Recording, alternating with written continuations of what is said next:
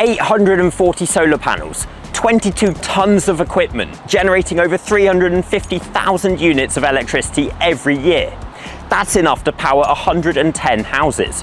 What we're standing on isn't just a roof anymore, it's a small power station.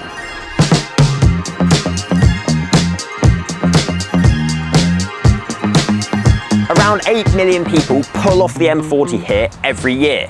They'll fill up with petrol, buy a coffee, use the loo, charge an EV, and some of them might even stay the night. Then they'll get back in their car and carry on with their day. Almost none of them will ever look up.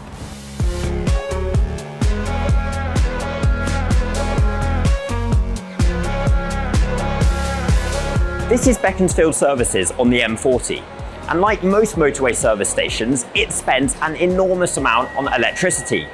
Unlike most, its roof has started doing something about that. Of all the buildings in the UK, a motorway services is one of the most electricity hungry. And not just during the day, all the time. The lights stay on, the fridges run 24 hours a day, the fryers heat up at 4 in the morning, the EV chargers pull power whenever a car's plugged in. The building never sleeps. A site like this can burn through more electricity in a year than a few hundred houses combined. The bill that comes with that is huge. And the electricity bill has been getting bigger quickly. Over the past 5 years, commercial electricity prices in the UK have risen on average by around 12% every year. That means it's almost doubling the spend on electricity every 6 years. And businesses have to absorb that cost. Some of the electricity price increase is structural, the cost of upgrading the grid, policy levies, the decline of cheap North Sea gas. But the bigger driver is to do with what's happening geopolitically outside the UK. The Russian invasion of Ukraine in 2022 sent gas prices, and with them electricity prices, to record highs. The Iran war and the closure of the Strait of Hormuz is now doing the same thing all over again. And all the while, the UK's demand for electricity is increasing while we push for more electrification. All of that drives prices higher, and businesses have no way to insulate themselves from any of that. The electricity bill is exposed to the global gas price, and the global gas price is exposed to whatever's happening in the world.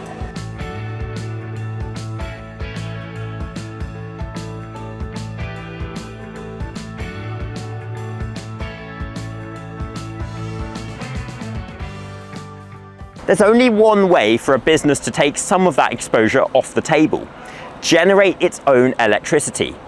But how does that actually work? Well, it's pretty straightforward actually. Every unit of electricity a business's solar panels generate is a unit the business doesn't have to buy from the grid. At current commercial electricity rates of around 26 pence per unit, every unit the system produces saves 26 pence. Multiply that by the hundreds of thousands of units a system like this generates every year, and the savings are enormous. But there's a catch. Solar only saves you the full grid price when your building uses the electricity at the moment it's generated.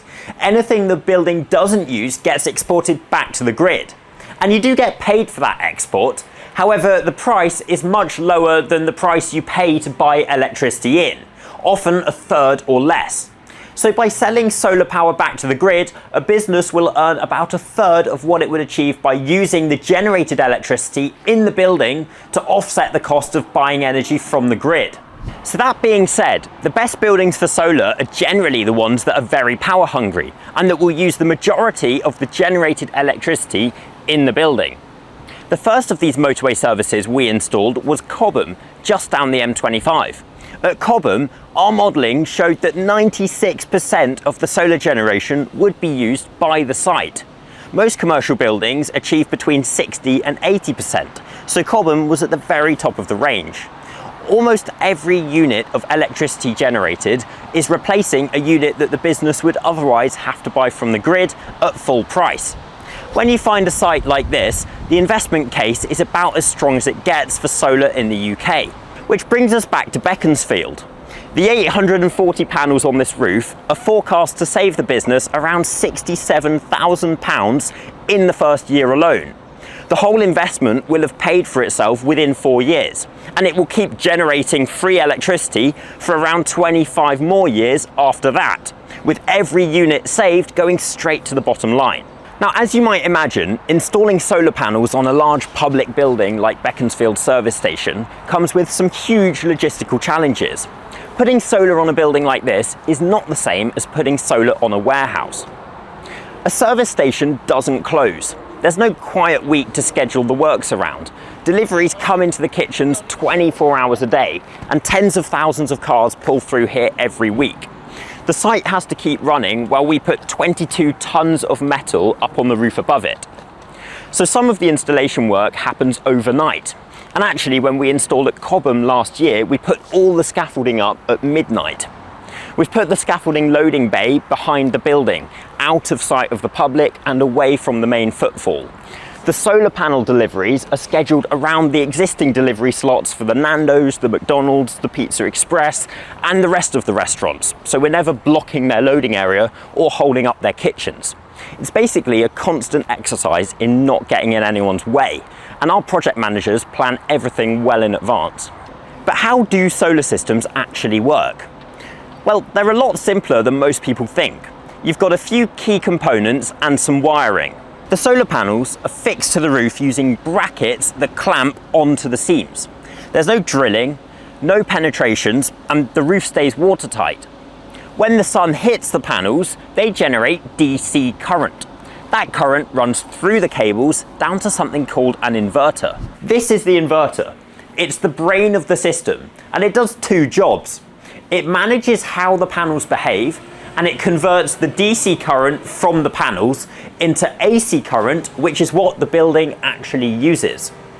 The output from the inverter feeds into the building's electrical supply, and the building will use the solar generation first and then only pull more power from the grid when the solar isn't covering all of the demand. We put a lot of our design time into getting as much generation as possible out of the available roof space. The more power the roof produces, the better the investment return for the business and the more carbon the installation offsets. If you're a business owner watching this and wondering how you'd actually pay for something this size, well, there are three main ways that businesses usually pay for a solar installation. The first is to buy it outright, cash from the balance sheet. The business owns the system, keeps all the savings, and gets the best long-term return. And this is what Extra MSA chose to do for Beaconsfield Service Station. The second method is finance, a loan against the system. The way the maths typically works is that the reduced electricity bill plus the monthly loan repayment added together still comes to less than what the business was paying for electricity before the solar was installed. So from year one, the business is paying less overall. The loan pays itself off over its term, and once that's done, the savings are pure. It's cash flow positive from year one. The third is what's called a power purchase agreement. A third party pays for, owns, and maintains the system. The business pays nothing up front and then buys the electricity the system generates at a rate well below what it would pay for the grid. The roof does the work, the electricity bill goes down, and the business puts in no capital whatsoever. There's almost no commercial roof in the UK where one of those three options doesn't stack up as a great investment. The reason that most roofs don't have solar yet isn't the money. It's that no one's looked at it properly and realised the benefits. So the cars carry on, the coffees get bought, the fryers heat up and the fridges hum. And the roof, the one that no one ever looks at, generates the electricity for the building underneath it. Next time you pull off the motorway, look up.